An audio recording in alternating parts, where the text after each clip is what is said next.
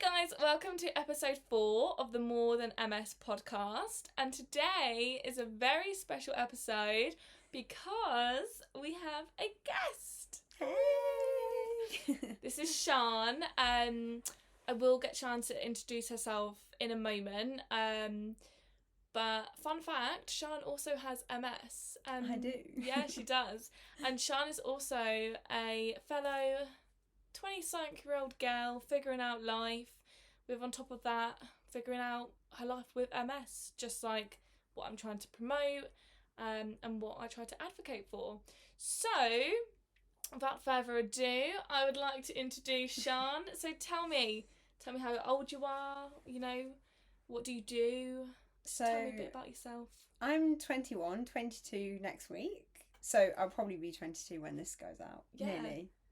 Oh no, it goes out next Tuesday. About 3 days after. Yeah. Approaching more or less 22. 22. Yeah, we'll say 22, yeah. I finished my law degree this year. Ooh. So I'm just working, getting as much money as I can. In like the pub restaurant that I've been working at for a while, on and off in between uni. And then in January I'm starting my bar course. Trained to be a barrister. Wow, I thought you meant bar as in No. barista. I thought you were Barrister. thought you were putting on the pub, the dream really that you're into living. it, yeah. Imagine doing a law degree and then just training Going to be a barista. Is that what they're called? Yeah, barista. Yeah. Is that for coffee or? Yeah, that's right. yeah. Okay. That's okay. like the people that work in Costa. But you're doing, when you say bar, that's a barist.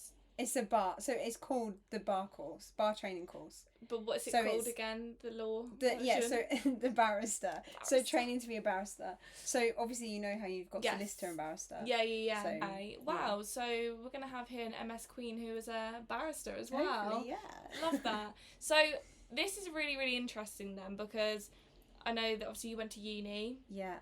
And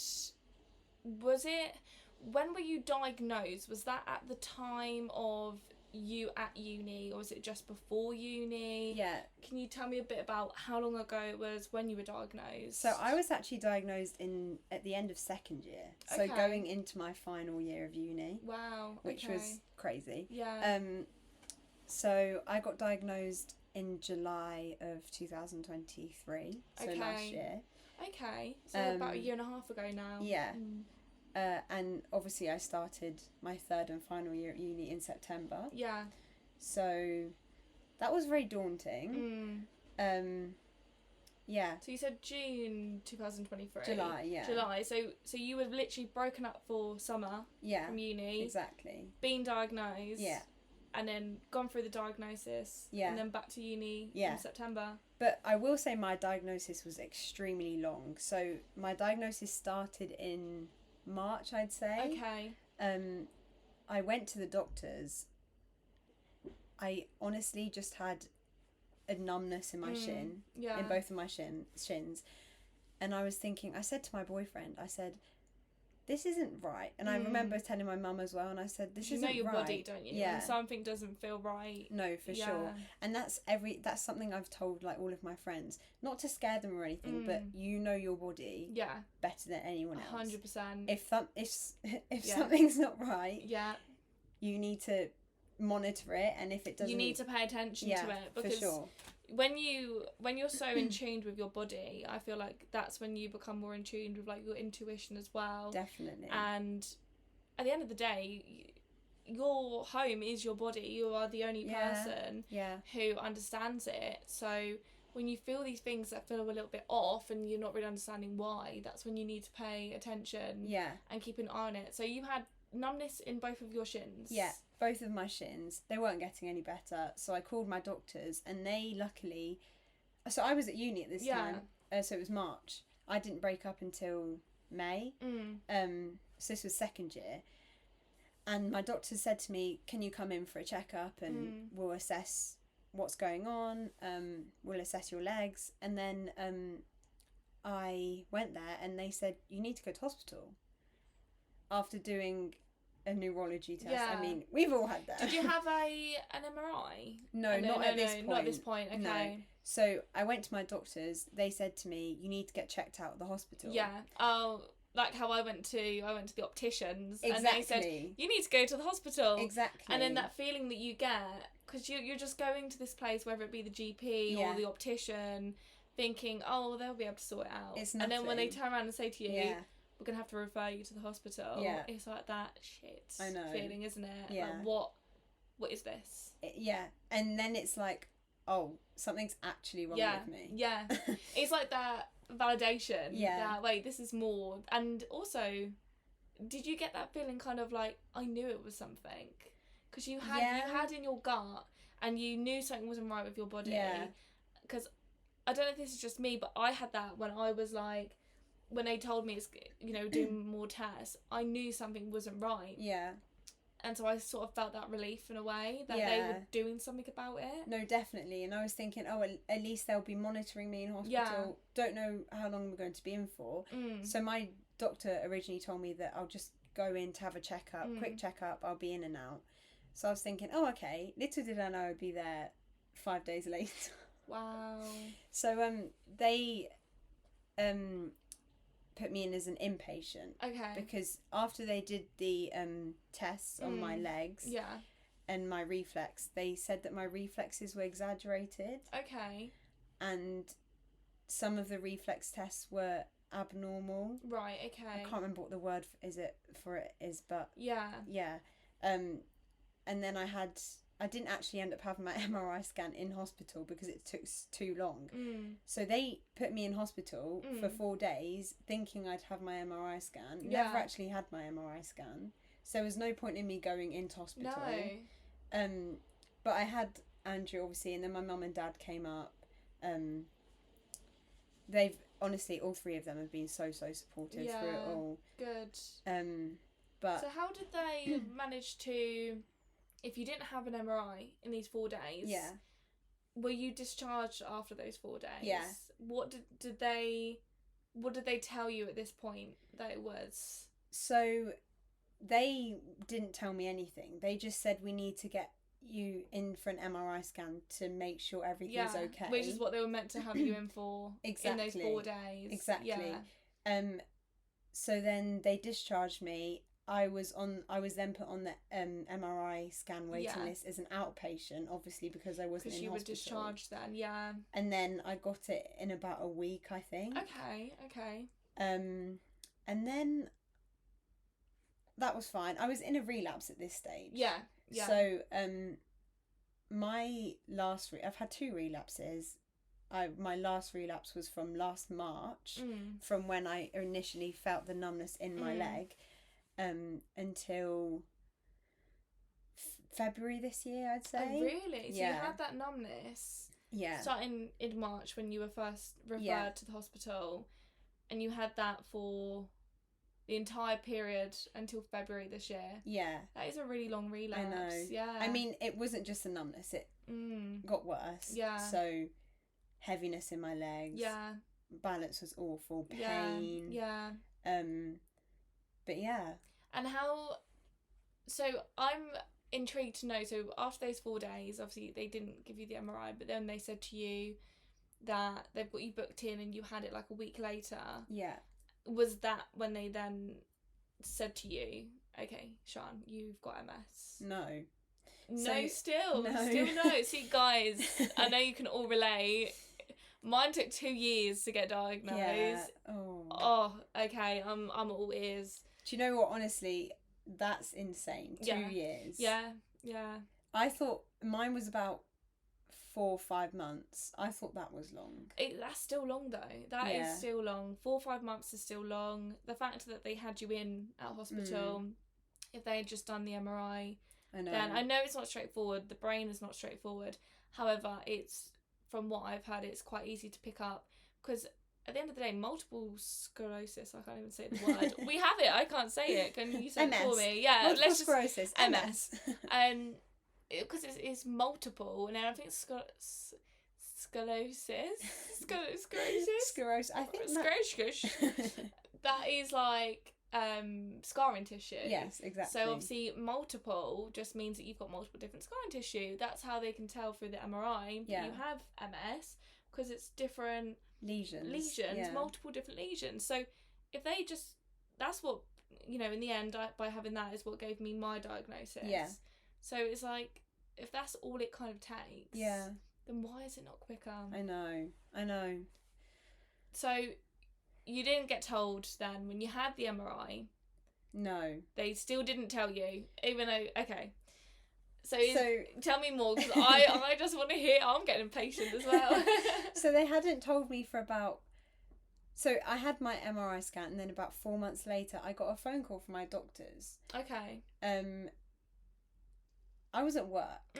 So I was at my pub that I'm working at now, because I went to and from in between uni, term time. I was at my pub. Luckily, it was a morning shift, so I was just opening. Yeah. So there weren't any customers there or anything. Got a phone call from the doctors. They said, we've got something we need to tell you. I said, oh, okay. They said, your MRI results show that we think you've got multiple sclerosis. They told you this on the phone? Yeah. And you're opening up the pub? Yeah. Oh my God. Do you know what though? I know, like, my GP at the time was in Leicester, and I was obviously in London. Yeah. But I just wonder whether they could have got someone in London, because my consultant now is in London. Yeah. So could they have not have had, because that is a big, you know, for what were you at the time, 20, 21? 21. No, I was 20. You were 20. Yeah. For a 20-year-old. Yeah. To just be told on the phone when you're opening up the pub on your morning shift, by the way, I think that you've got MS. Yeah, I know. That's so bad. So I rang my mum. Tears flowing. Yeah, of course. I told my boss. She was beside us. She just didn't know what to say to me. Yeah. I didn't really know. You didn't know. Yeah, of course. I didn't really know what it was. No. And then I told my mum. My boss, luckily, told me to go home. Yeah. So I went home.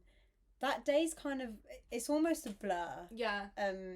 Because so much happened. Yeah. But yeah, went home, and then my MS journey started from there. God, so when they said we think that you might have MS, they said it looks like it could be MS. But them even, I think, let alone, it's bad for them to tell you if you do have MS, right? On the phone. Yeah. Okay. But if they're not giving you a definite diagnosis, and they're just calling you up, imagine on your morning shift. Yeah. And just getting a call, you're waiting for the results. Yeah. Oh, we think you could have this. Yeah, I know. It's like you're just adding more anxiety to something, because I mean, obviously we know now it is that. Yeah. However, they weren't even confident in saying that's what that's really. I'm sorry they had to go through that, because that is shit. That is actually really bad. So that was in June, and then in July I got put through to a specialist of multiple sclerosis, and that's when he told me. I was with Andrew, my mum and dad. That's when he specifically told me, yes, you do have MS. Yeah. And then he took us through loads of options. Honestly, I got really lucky with my consultant. He's amazing. You said you've mine's got a really good one too, haven't you? Yeah. I've got a good, I think, to be honest, my whole team where I am based. Yeah, that's amazing. Yeah, the hospital that I'm at. Where is it? Luton and Dunstable. Oh, so local. Yeah. Oh, so okay. it's only like 10 minutes away from me. That's so good. Which is so helpful, because obviously I have to go to hospital every 6 weeks for my medication. My next one's actually next Friday on your birthday. Oh my gosh, 15th. Not me telling all of your subscribers when my birthday is. We're going to have to make sure on Friday the 1st. No, when's it? Oh, 15th. No, not that I would have thought it was Friday the 13th. But next Friday, we're going to do a little special birthday shout out to Sian, guys, okay? Oh, thank you. And we're You'll going be to play, fine. I'm going to sing to you, I'm going to send you a voice note, 22 by Taylor Swift. When I was 22, that's what I was playing all morning. I will be doing the same. I know about you, I'm feeling 22. Right, anyway, so... How are you finding the injections? Yeah. What? Yeah, good. Really so good. So it's a whole day, isn't it? No, so it used to be a whole day. Okay. So I'm on Tysabri, and I still haven't actually done an episode on medication. like my journey with medication. Coming soon, guys. It is coming soon. TBC, to be confirmed, guys. It's been a journey. I've been on about 5 different types of medication. Yeah. And all the other ones just were not working for me at all. And they were, not only were they not working, but they were giving me horrible side effects. Like, I was losing my hair. I remember you briefly mentioning this to me. I was having like rashes over my body. So it was doing that, but also not working. It wasn't stopping the relapses. So I was being hit like relapse after relapse with these side effects. And it's like, well, what's the point? I thought to myself, what is actually the point of being on this if it's not even doing its job? Yeah. But you have to go through this. You have to go through.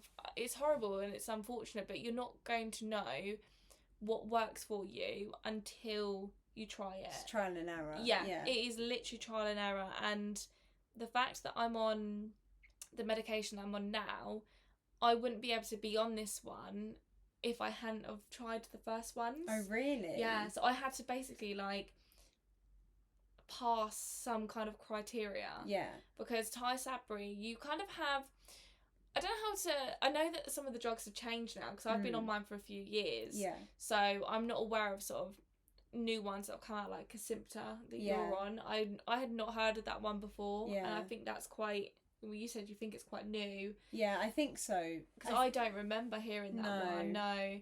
Because, so this is, the one that I'm on, Kesimpta ofatumumab, that's the drug's name. The drug name. It's a self-injection, so I inject myself. Yeah. Right, okay. Were all of the ones that you were on, were they always at the hospital? No, so this is the first one at the hospital. Oh, okay. So the ones that I was on before, it was either like a tablet form or... Oh, really? Yeah. I've done tablet form ones. I've done self-injection ones where I had to inject my thigh. Yeah. And now I've got a really weird thing. I don't like people... Like, even me doing that, I don't like it. Yeah. Oh, it was horrible. I hated it. Oh, no. I hated because I used to have to like, I don't know how you have to inject yours. Same. And you have to get ready to like. It's like an EpiPen, isn't it? Yeah. And then press that button at the top. Yeah. Oh, I don't know whether it was like the side effects I had, because I used to get like really bad like flu-like symptoms from that. So in the night I would be like in a cold sweat. Really? Feeling like I'm going to throw up. Oh, gosh. And barely sleeping. That was what that side effect was. Yeah. Of that. I actually can't remember the name of that one, so maybe that was Kesimpta. Maybe. I have no idea. Might have been. It could have been, but it didn't work for me. But the thing is, one drug could work for one person. Yeah. And it might not work for the other person. 100%. So... It's like anything, really, 100%, isn't it? Yeah, exactly. We're all so different, which is why we've all got MS so differently. Yeah. Because it's no one rule for all. No. It's everybody's different. Everyone's unique. Which I think is unique. It's quite a good thing though, because people can be educated so much more on. There's things that I've found out about Danielle that I had never experienced. There's things that you found out about me that you'd never experienced. Never. I bet if you could put 10 people in the room right now, every single one of them will have MS differently. Yeah. Like, there is literally not... Even 2 people, we're using a live study right now, guys. No. Me and Sian in the room. And it just affects everyone so differently. But what I'm really interested to know... because obviously this is about you today as well as me. We're touching both of us, but I'm doing this, guys, as my first guest. So what I would really like to know, Sian, is how do you feel, if at all, no wrong answers here, but do you feel that MS has affected your social life? Because obviously you're a 21-year-old girl, you know, and if you're like me, I mean, I've calmed down a bit now. I'm 5 years older than Sian here. And I have calmed down. Fallen a bit. Well, whatever it is, I like to party back in my day. So, and you know, MS never stopped me. So as it shouldn't. I'm really intrigued to know with you, how do you feel at all? If not, has MS affected your social life, your hobbies, what you enjoy? Yeah. So overall, I'd say no. I mean, it doesn't stop me from doing everything I want to do. I love that. Even if I'm in a relapse, I will still do the things I want to do. I'll just struggle a bit more than I would if I was in remission. Yeah. So if I'm going out on a night out with my friends, or not so much anymore, when I was at uni, I'd have to go home a couple of hours earlier if I was fatigued. But you were still out there on that dance floor. You were still there. Always. Still having those shots. You were still having fun, but you just made adjustments. Of course. And that's that's one thing that I've definitely learned as well, is having MS doesn't mean your life has to stop. No. Or you have to let it stop you from doing things that you enjoy or just living your life.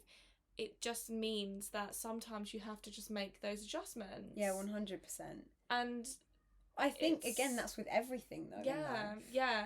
Like, if you choose... I know it's not something that we've chosen, but, if you choose to have children one day, you then know that you've got to make those adjustments. Yeah. Whereas this is kind of like... I see it as like a little child. It's like our little MS child that we're carrying around. Like, it doesn't leave. We have to look after it all the time. But it's just something that you just have to kind of think, right, I've got it. Exactly. I can't get rid of it. Embrace it. It's not a burden. Yeah. It's just a change in lifestyle. Yeah. Exactly. Because it's not the way that maybe we were conditioned or thought life was going to go. But does it mean that it's wrong? No. Because is there any right or wrong in this world? No. I mean, there is, but it's... We're not doing the wrong. We're not... No. It's just life's different, but it doesn't mean... Or it doesn't have to mean... This is one thing that I really like to sort of get across as well. It doesn't mean that it's going to be...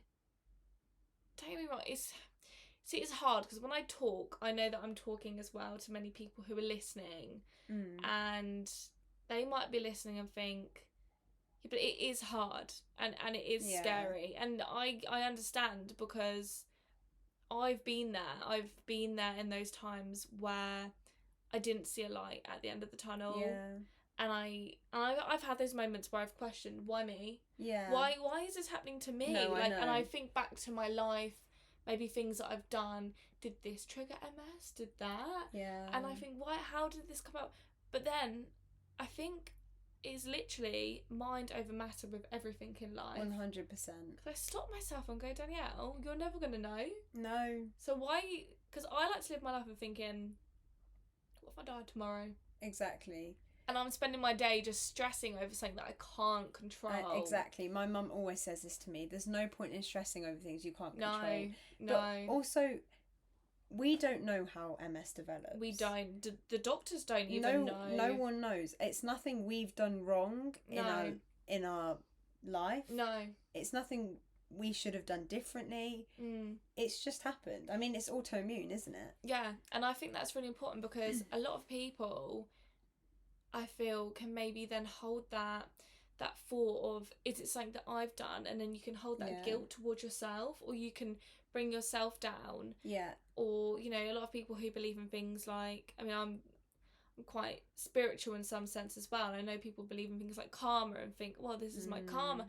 It's just every single time that we say something like that or we do something like that, we're attaching a negative 100% outlook onto that MS, which is our MS, which is never going to leave unless I hope and pray they find a cure. I hope so. But again, it's something else that's out of our control. Exactly, right now. We can't just keep on thinking there might be a cure one day. You just don't know. You have to live your life with what is facts today. Right now. Yeah.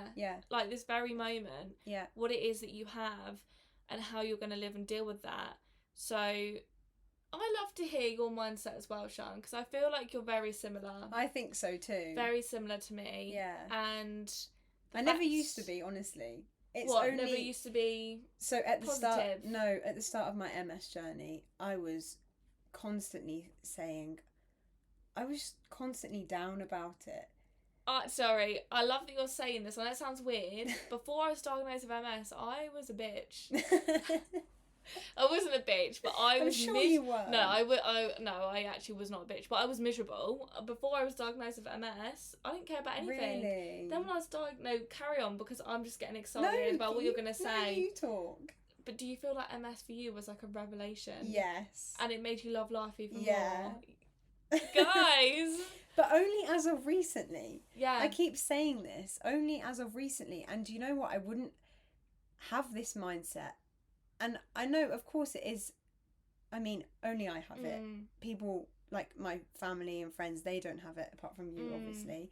But my immediate family, none of them have it. It's something within me and not them. But without them supporting me as much as they have, I wouldn't have this mindset today. No.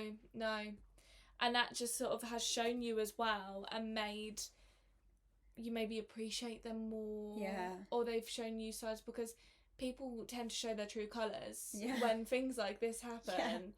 And we're not going to get into it all, but I've had some bad experiences where people haven't, you know, maybe gone about it the nicest way. But again, that's not my problem to stress about, because I'm going to worry about my internal peace, okay? And when you do get nasty comments here and there, which I have got, I'm sure you've got, you need to learn to ignore them. And I'm not being funny, most of the time it comes out of ignorance. 100%.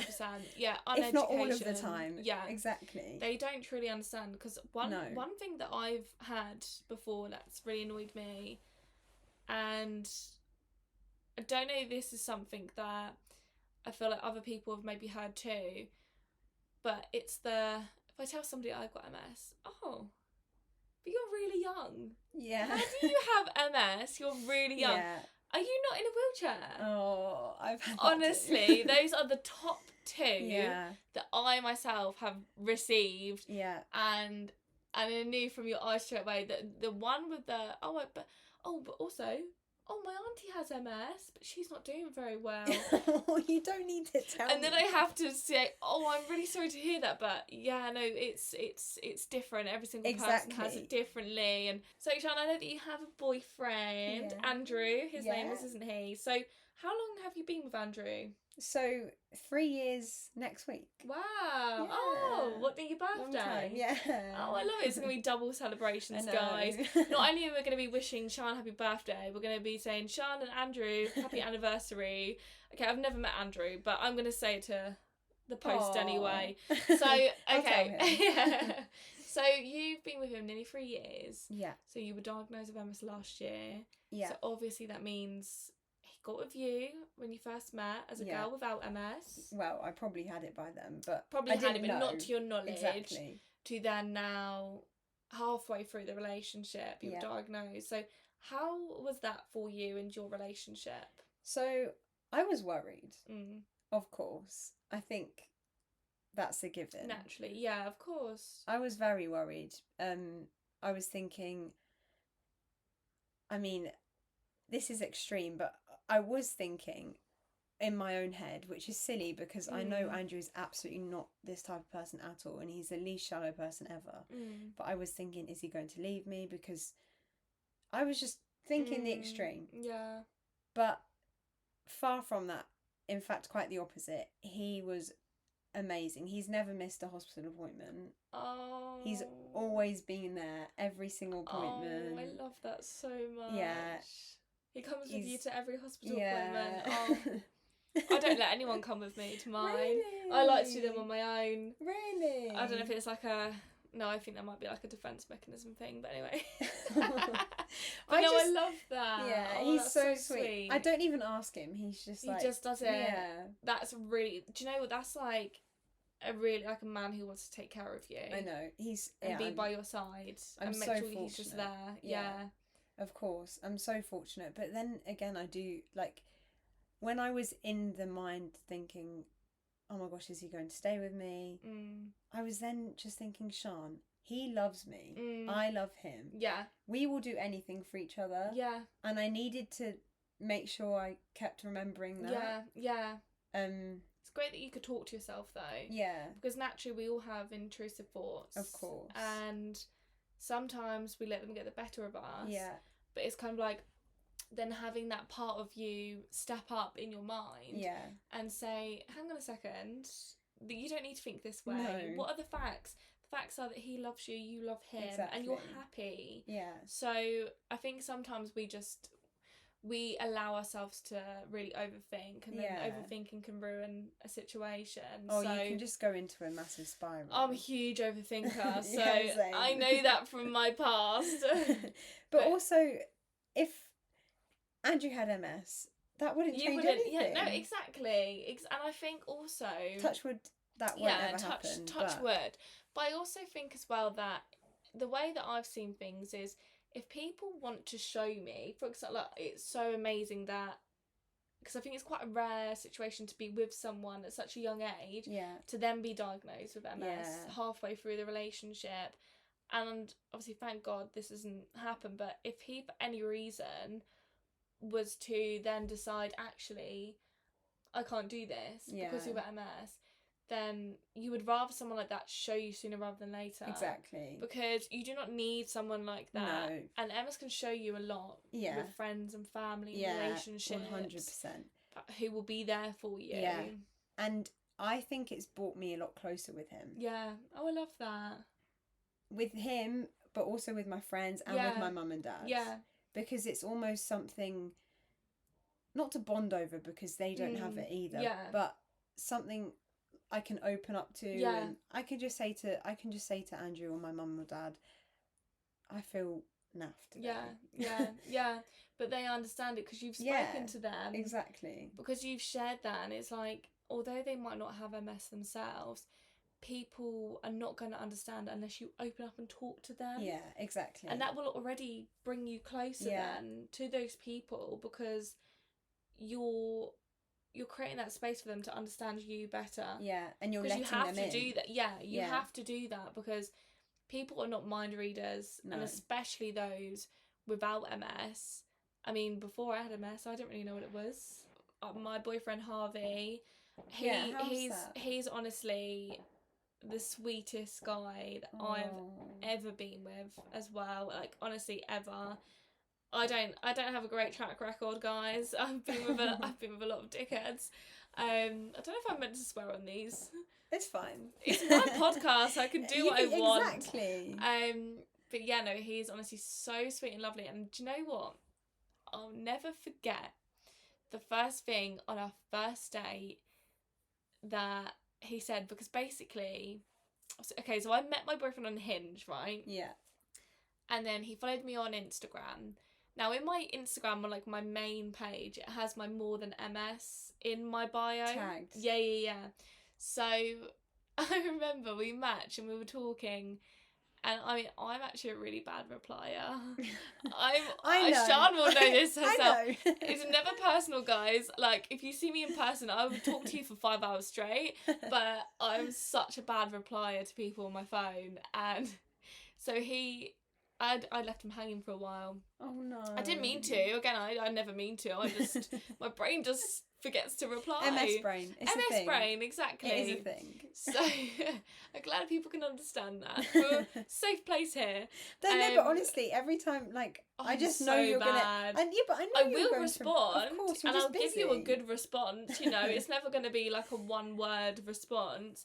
It's just, my life is very busy, and I see that. Do you know what? I'll do a confession time here. Are you ready? I do see the messages, but I respond to them in my head. Oh my gosh, I do that all the time. Mentally respond, and then I forget to actually respond. Same. So, anyway, I'm sure that's a very universal thing, and that's what I did with my my now boyfriend.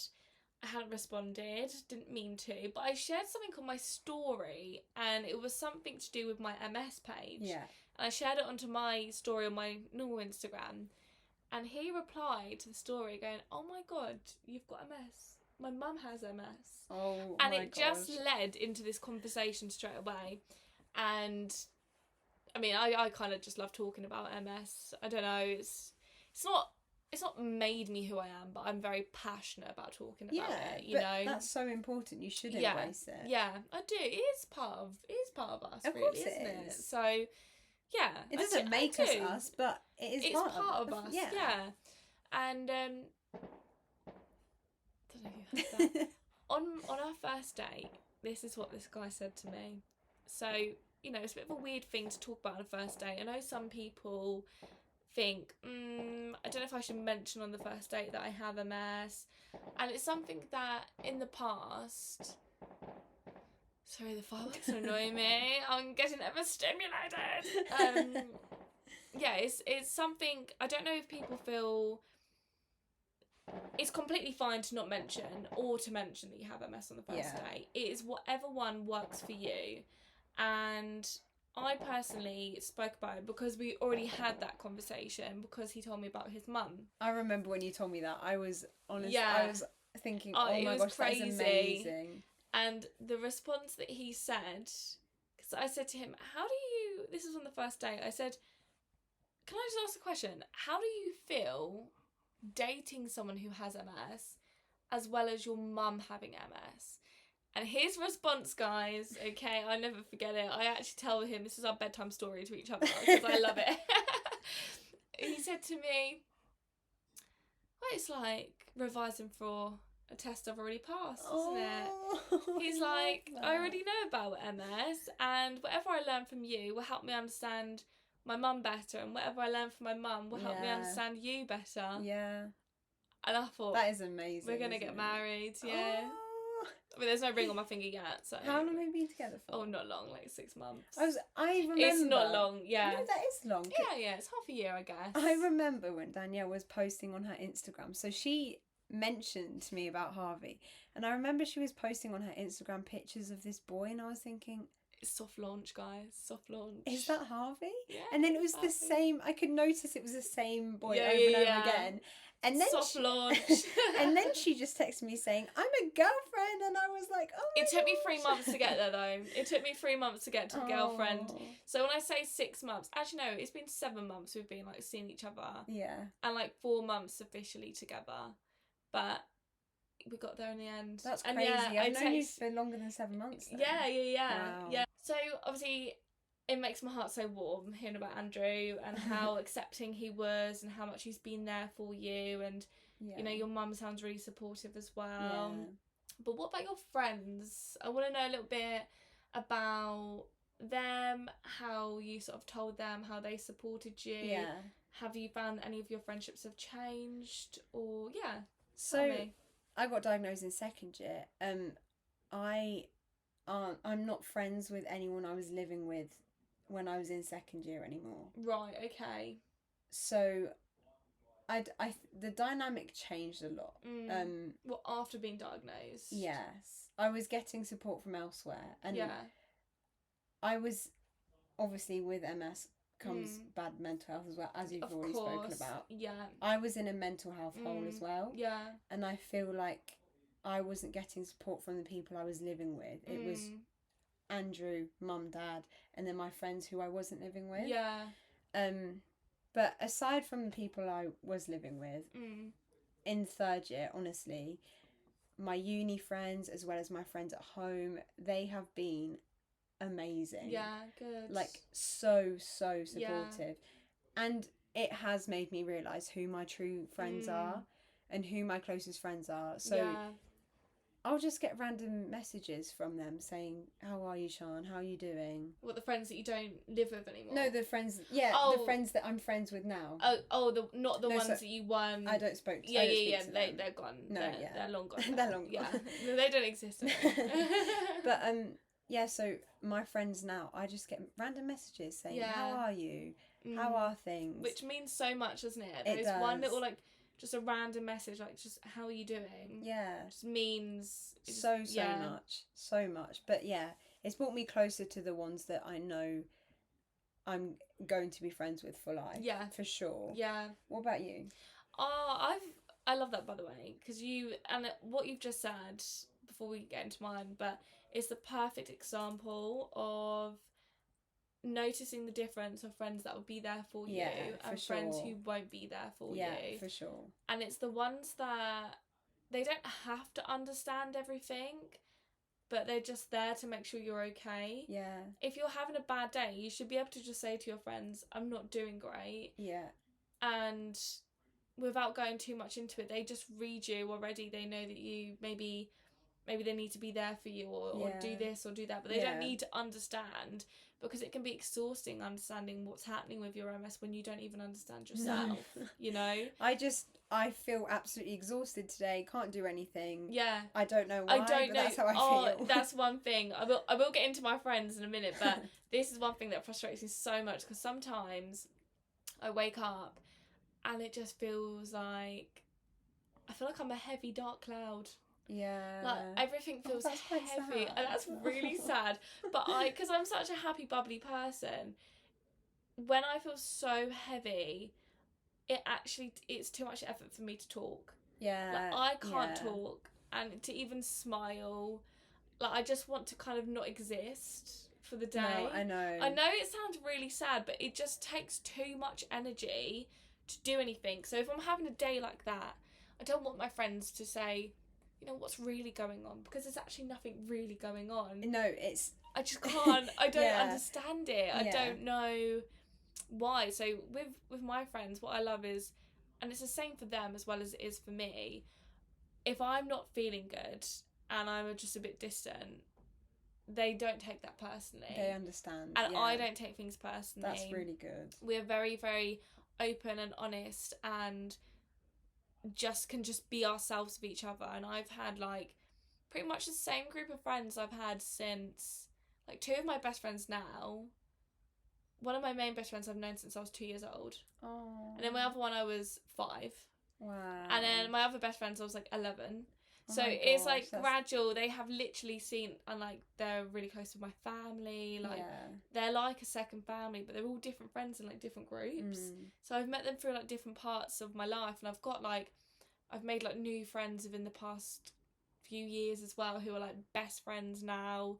That I think, oh my god, where have you been all of my life? You know, like you just click with people, and I'd say like probably I can count on one hand those friends that I have, the ones that I've just mentioned. I'd say there's like 5 of them. And they just make me feel so loved. Like I've never felt, it's just such a strong like platonic love. Like I feel like that is literally my family. And that's so sweet. They even say to me though, when I told them about this podcast about the MS, like one of my best friends said, she goes, do you know what's so crazy but I think really beautiful at the same time? And I said, what? She's like, I actually forget that you have MS. Oh. And I thought, in a way, like, what do you mean you forgot? Like, do I not talk about it enough? But also it's really nice because it's like, that's one of the closest people in my life. And because I just do everything. You don't dwell on it. I don't. No. And like, she's even said, like, I just, you know, it doesn't, no one sees me for my MS. Yeah, exactly. Which I love. Which I think is so prominent. I think that's so important to make sure you don't. Like, I don't want people to think of Sian MS. No. I never want that to even though our Instagram names might say different at the moment. Danny more than MS. But no, we are Danielle and this is Sian, and we have been these names for 20 plus years without the MS being involved in it. But it's just something that we've got now, and I think we're learning to deal with it in a really, really good way. Definitely. And even the fact that we found each other and we can talk, and it's my first ever guest, and she is I feel like she is just like everything that we talk about and how you are is so similar to me as well. I know. Even before the podcast though, we were just nattering away. I feel like I feel like you're one of my best friends that I was just messaging. I was like, I've never met this girl, it's so weird. It doesn't feel like we've never met though, because we voice note. So when you voice note someone, you know like their voice, don't you? So, and you know if you're going to bounce off them, because it's not just. So yes, Sian, you have been amazing. Thank you so much. Thank you for having me. And you are most welcome. And I will see you guys next week. Bye. Bye.